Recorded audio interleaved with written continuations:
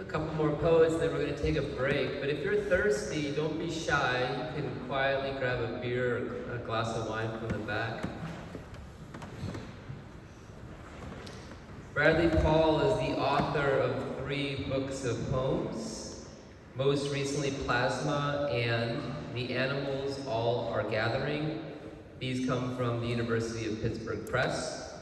His work has appeared in Smartish Pace, the American Poetry Review, Fence, and numerous other magazines. He lives in Los Angeles, where he writes for television. His credits include Better Call Saul, Animal Kingdom, Lodge 49, and many other shows. He recently sold a series to Paramount that is set in Baltimore, and he really hopes that it gets shot here in Baltimore City and not in Atlanta, made to look like Baltimore.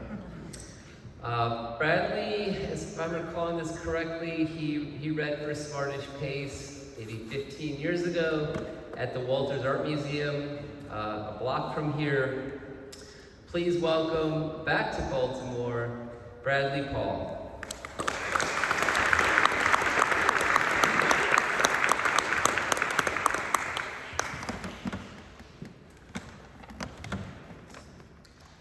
So I'm gonna have to pull my glasses down like this because it's the only way I can see what's. I can't even read this. Probably good for you. So this first poem is titled "Uncanny." We talk about like the uncanny valley a lot. How things when they are almost look human but aren't quite. That's like the creepiest. And so it's in reference to that. Check my watch. I just want to make sure that I don't. You know what? All right. Make sure I don't go over. Uncanny. Every poem is a horror poem. The words sound almost like words we'd say. I can only remember things that mean something other than what I remember them for. I had another chaos with her. The gall of the gull upon the blue eve. Asymptote of poetry or love or something, approaching but never reaching meaning. Ghost hand out of the stairwell's black, white on the banister, black rubies on the gold ring silvered white. You've seen your own ghost walking outside of you, your memory before you now.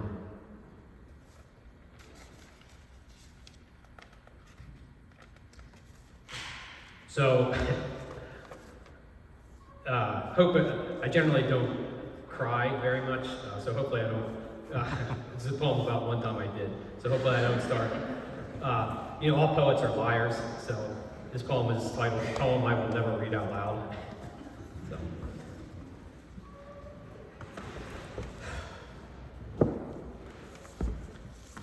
After the miscarriage, I dreamt that I dropped my son into a black river. I heard for myself the ugly guttural nothing cry of a father watching his son fall and disappear.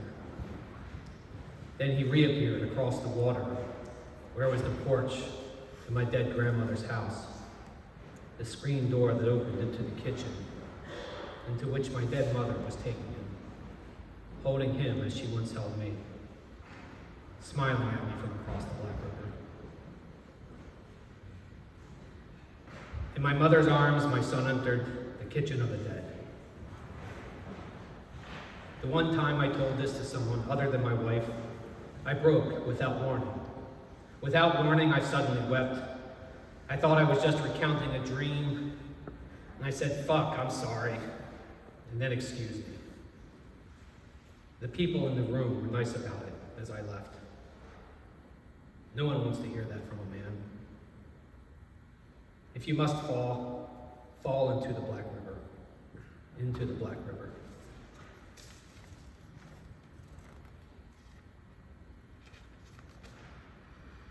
Oh Christ, it's only been 2 minutes.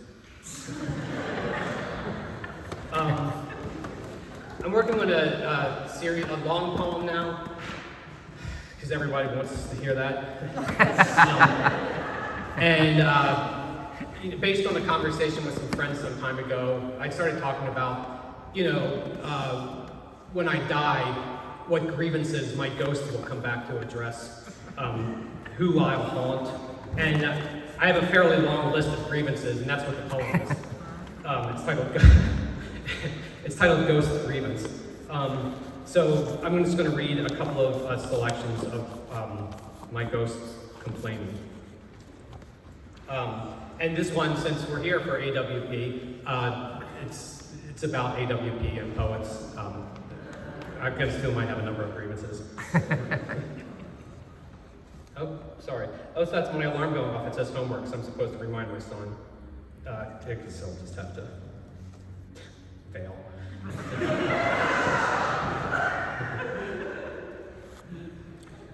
I get no respect in poetry, none at all.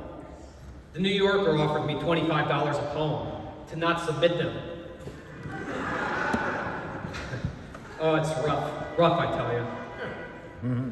I said to Helen Bendler, I said, Helen, do you think I should try free verse? And she said, no, you should keep yours locked up. And this AWP, they don't respect me at all. They called me up and they said, the conference is coming up. Book your flight for Orlando. I said, oh, AWP's in Orlando this year? They said, no, it's in Seattle. But seriously, reader, I loved grad school. Loved it. They made me an MFA, miserable freaking adjunct. Anyways.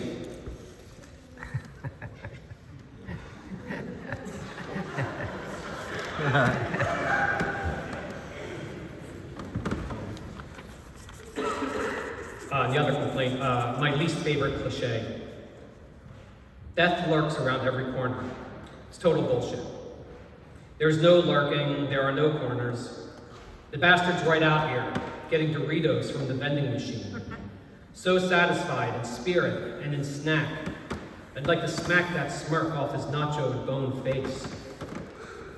He knows full well that I don't smoke, but he offers me menthols anyway. Because that's his joke. One of those unfunny dudes who thinks he's hilarious. He says in Montreal, the poutine is routine. But in real, and I mean spoken life, that doesn't actually rhyme. That, my old not friend, is a joke for the page. But here's one for you. It is 3:33 on March 33rd. There is a final snow stuck in the catwalk of clouds, awaiting its pointless fall, onto an Easter too warm for anything to stick. What eggs we pretend for the children not to see are always lurking in the light. Where, God, is any of this going? These worn out and approximate words that are nevertheless correct.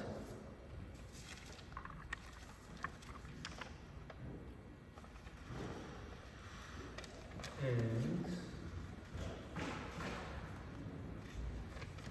my final poem, New Birds. Figured I'd make up some new birds. Because God complex. The thick-witted towhee, the hate-billed hawk, regrets egret. All you need do is canoe across the high-gloss lake to the woods, which, despite our tremendous industry, remain, if less than before, birded. And cross the carpet of poisoned mice spat by the gravity owl, and swim through the lake of seed husks, beneath the nest of the great betrayal finch. Oh, fuck it all, the naming, the orange-green bird, the hooded nothing. We tell them apart by their russet rumps, or their auburn auriculars, or whatever fringes fringe their wing if we catch them sitting still.